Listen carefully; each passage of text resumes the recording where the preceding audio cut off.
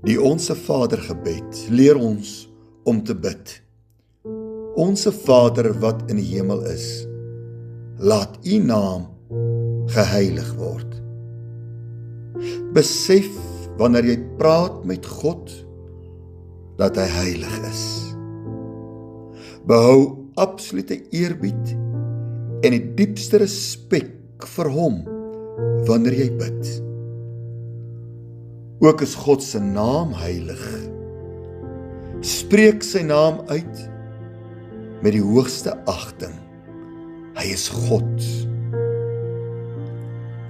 God het verskillende name wat verskeie aspekte van sy karakter beskryf. En elkeen van daardie wonderlike name hou ook beloftes in vir gelowiges. Ek noem 'n paar van sy name. El Shaddai beteken God is almagtig. Wanneer jy bid, besef dat God almagtig is. Yahweh Jireh beteken die Here sal voorsien. Wanneer jy bid, weet dit. Sy naam bevat daardie eienskap, daardie belofte, hy sal voorsien. Yahweh Rapha is 'n ander naam wat beteken ek is die Here wat jou gesond maak. Yahweh Nisi beteken die Here gee my die oorwinning.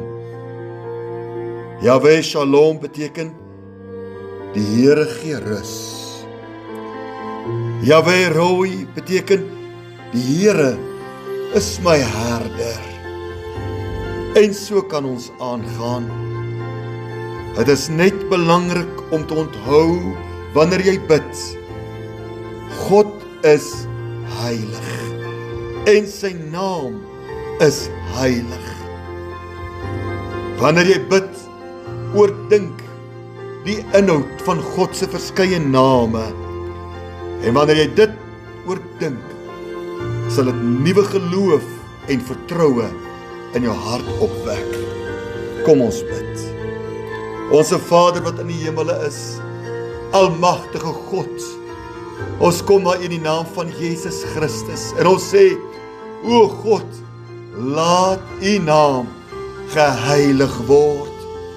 Ons glo in U Here, ons glo in U naam en ons gee vandag erkenning aan U heiligheid.